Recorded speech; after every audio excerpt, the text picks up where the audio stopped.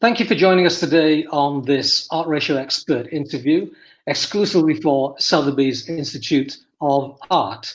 I have the pleasure to introduce Julie Gustafson, who is president of Heirlooms on Video and specializes in video histories for private and institutional art collectors. Previously, Julie spent 28 years in the wealth management sector, most recently as senior vice president of US Trust in Chicago, coordinating the day-to-day needs for high net worth families in investment management, philanthropy, and trust services. Julie serves on several committees, including the School of the Art Institute of Chicago and the Special Olympics of Illinois Foundation. It's great to have you with us today, Julie. Welcome.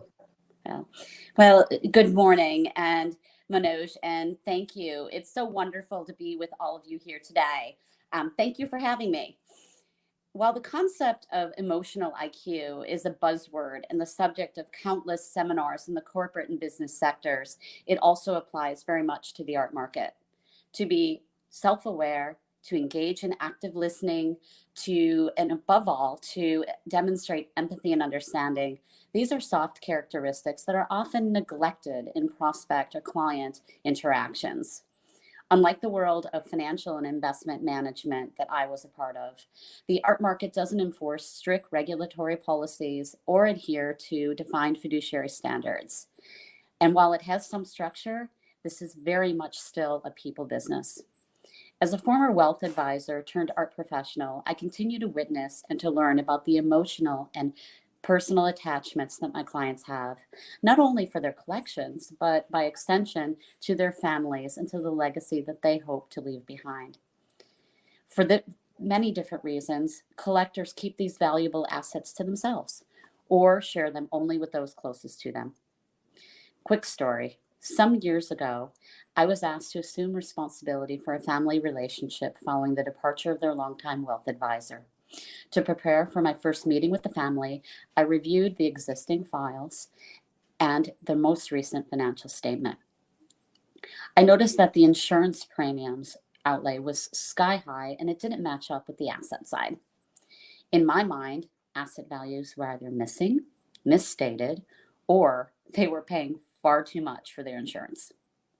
As a routine practice with new clients, I always ask them to walk me through the financials. I found it an excellent way to plug in any gaps or to obtain further clarification from them.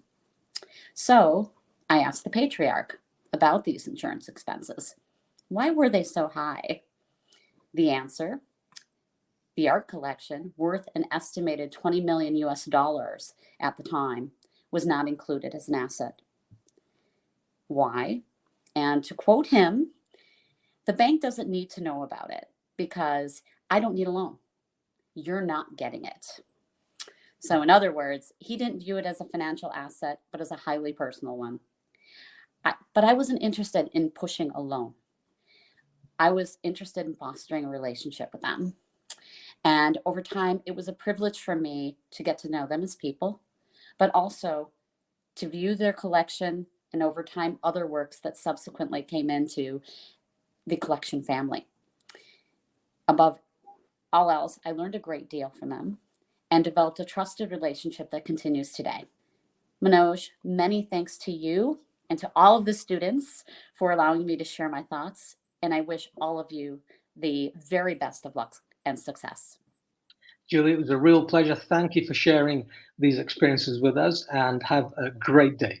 All right, you too. Thank you.